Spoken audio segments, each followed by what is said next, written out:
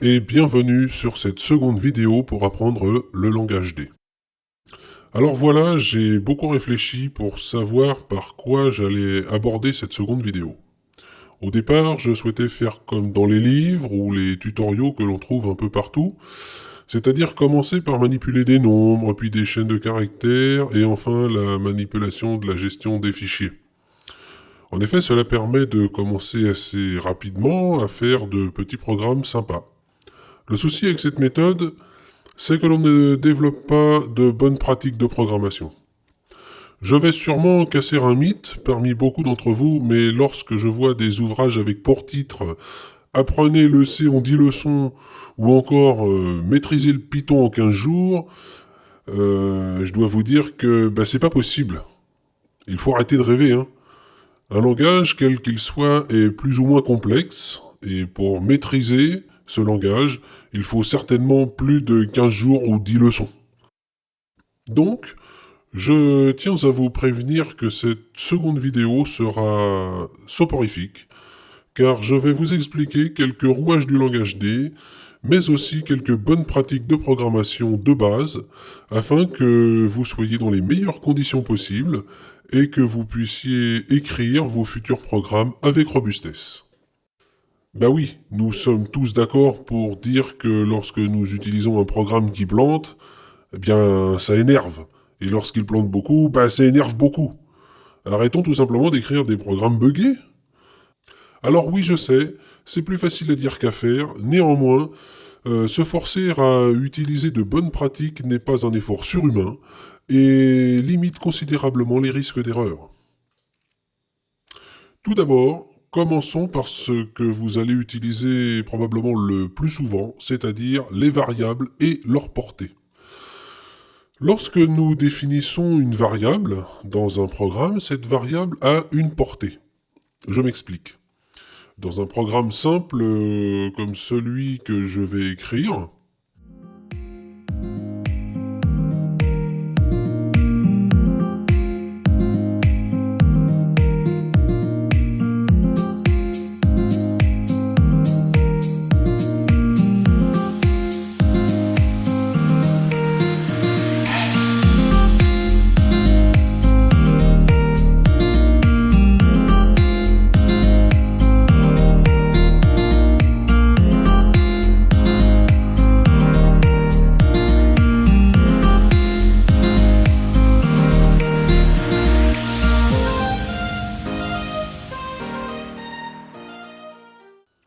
alors, dans ce programme, que voit-on? On voit 3 déclarations de variables. Oui, mais la portée est différente.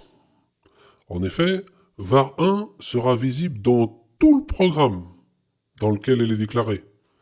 En l'occurrence, ici, dans bonne pratique de programmation.d. Donc dans tout ce programme-là, elle sera visible. En revanche, var2, elle, ne pourra s'utiliser uniquement dans la fonction maFonction, et pas en dehors. Et var3 uniquement dans la fonction main, et pas en dehors non plus. Partant de ce principe, il est fort judicieux, lors du développement de votre programme, de limiter la portée de vos variables. Concrètement, cela veut dire que si vous deviez utiliser une boucle for, par exemple, eh bien il faudrait plutôt écrire la boucle for de cette manière.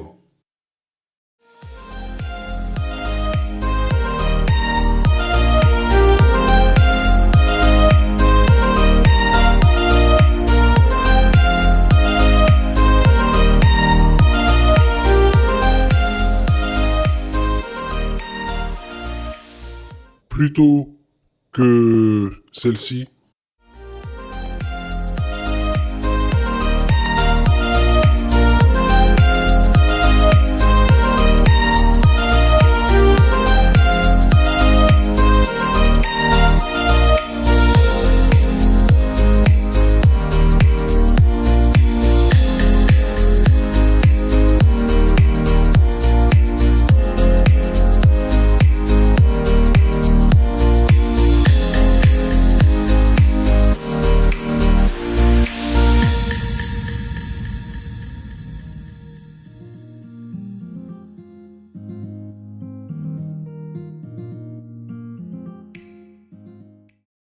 Car dans cette dernière méthode, si votre boucle for se situe dans une fonction assez cossue, eh bien votre variable sera accessible dans toute cette fonction. Alors vous allez me dire, bah ouais, et alors? Alors, eh bien si votre fonction est buggée et que pour une raison totalement inconnue, elle écrase cette variable déclarée localement au début de cette fonction, eh bien au moment de la boucle for, elle ne sera pas forcément égale à 5. Et ça change le comportement attendu pour la boucle for. Voire ça peut ne pas utiliser la boucle for si la variable est supérieure à 9, par exemple.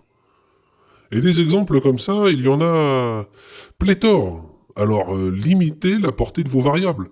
Ce n'est pas un effort surhumain, et ça pourrait vous éviter de longues heures de débugage. Bien sûr, il en va de même pour les variables de classe. Rendez vos variables inaccessibles de l'extérieur. Préférez utiliser des accesseurs pour utiliser vos variables. En langage C, par exemple, ce serait l'équivalent de faire une structure opaque, puis écrire une série de fonctions pour manipuler les variables de cette structure. En langage D, c'est un mot-clé qui s'appelle @property. Mais nous y reviendrons lorsque je parlerai des classes. Juste avant d'en finir avec les variables, je souhaite parler du nommage de celles-ci. Nous ne sommes plus dans les années 80 avec des ordinateurs possédant seulement quelques kilos de mémoire. Alors faisons un effort et choisissons des noms de variables qui ont du sens et qui sont adaptés à notre besoin. Je ne souhaiterais ne plus voir dans des programmes des variables i dans une boucle for. Cela rendra aussi le programme plus lisible à la relecture et au débugage. Après la portée des variables, je voulais aussi vous parler des arguments de fonctions. Combien j'ai vu de programmeurs déclarer des fonctions avec des arguments, généralement des pointeurs, et les utiliser telles quelles dans la fonction sans les vérifier. En effet, un pointeur ne peut jamais être nul. C'est bien connu. Je fais référence ici au programmeur C. Donc si vous n'avez jamais programmé de votre vie, alors c'est normal de ne pas comprendre ce que je viens de dire. Mais rassurez-vous, ce n'est pas grave, vous comprendrez au fur et à mesure des vidéos. Partant de ce constat, je vous invite en plus de tester vos variables en entrée de fonction, à utiliser également le bon type de variable en fonction de ce que vous souhaitez faire. Imaginons une fonction, par exemple, qui demande l'âge d'une personne. Eh bien, vous n'allez pas la stocker dans un short. Un short, je vous le rappelle, va de moins 32 768 à plus 32 767. En effet, étant donné que l'âge ne peut pas être négatif, d'une part, et excéder, disons, 150 ans pour être large, d'autre part, nous allons donc préférer utiliser le type le plus petit qui soit et qui peut contenir un entier entre 0 et 255, j'ai nommé ubyte. Tester les arguments de vos fonctions, c'est bien, mais ça ne s'arrête pas là. Lorsque vous utilisez des fonctions qui manipulent des fichiers, ou bien des répertoires par exemple, eh bien le principe reste identique. Testez si le fichier ou le répertoire existe, s'il possède bien les bons droits de lecture ou les bons droits d'écriture.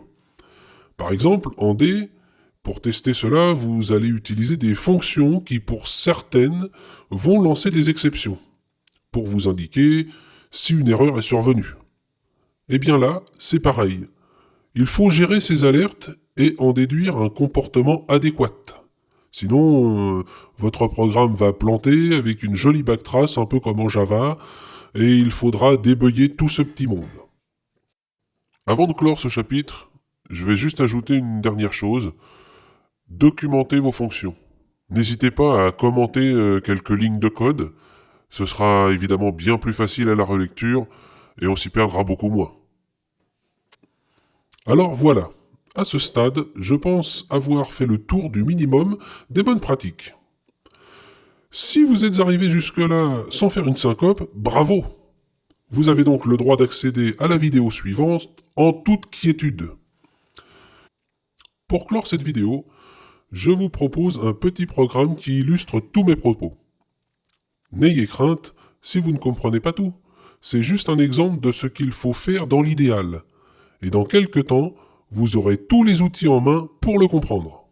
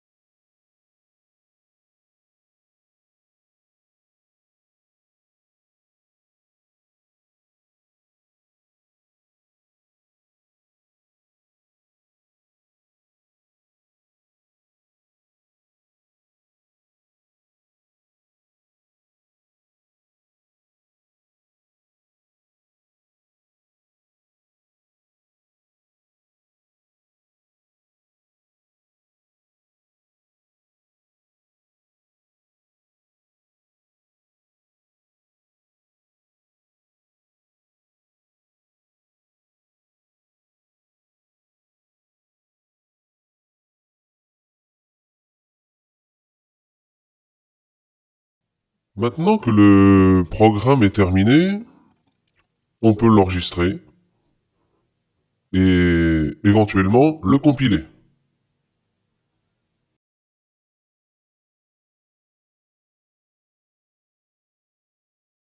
Là, nous pouvons voir que la compilation s'est déroulée correctement. Donc, on peut même le lancer.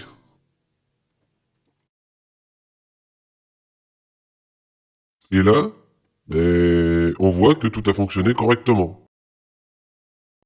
Désormais, cette vidéo touche à sa fin. J'espère qu'elle vous aura plu. Donc, on se retrouve pour une prochaine vidéo sur le langage D.